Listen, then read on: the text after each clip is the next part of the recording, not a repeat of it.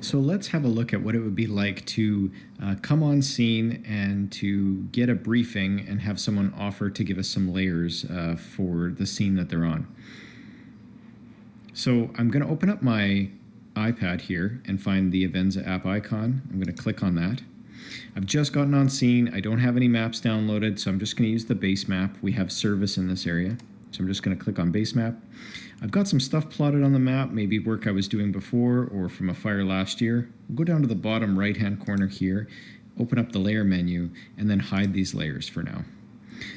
They're nicely all organized inside this parent layer, so I can just turn them off right at the top. So now what we want to do is ensure that we have our airdrop on. So we can swipe down from that top corner. We're going to find that airdrop symbol, open it up, and ensure that we can receive airdrops from anyone. Now what we're going to do is the other person giving us the layers will airdrop us the layer.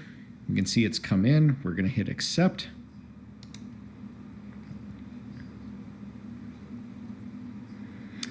Now we've got this content. We can upload that directly into Avenza from this menu here by clicking on this little up arrow. And then we've got this Avenza app here. So you can see we've directly imported it into this base map into what exactly we were working on. It's giving us a warning here because we do have a lot of features on here and it might slow down the performance of the iPad. There are some settings that we can do to improve that, and you can look at those on your own at a later time. So now you can see we have a whole bunch of information all over this layer. If we go into the layer menu itself, we see we have another new layer here. It's got one layer inside of it. If we click on that, it's got 9 layers embedded into that.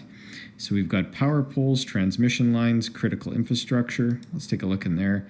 We've got community centers, schools, fire halls, transmission lines. It also looks like we have 394 hydrants, some operational zones, and safety zones. So if you look back at the map, you can see we've got a polygon here, and it's an operational zone called Coldstream 5. We also have, features like fire hydrants. So you can see how busy the map can start to get and how cluttered the map can be. Let's just zoom out a little bit to see the extent of all of this information.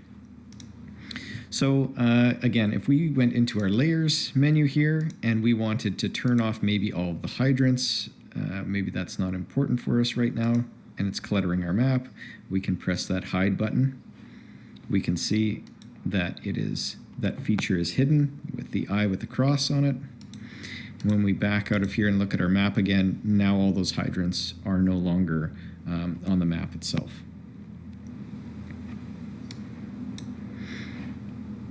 Again, if we wanted to turn on and off other features, all we have to do is go into the layers, find the layers we're looking for, turn them on and off, and you can see we've got those features on again. Yeah, we've got some drafting sites here, and it looks like the naming conventions haven't come across for those, but that's what we've been given. So again, we can go in and find exactly one feature. We can turn off, one hydrant specifically and hide that specifically. We can hide the entire layer. We can hide all of the critical infrastructure or go in and select ones that we don't want to see. But again, importing layers is really simple, fast, and advantageous if that pre-work has already been done.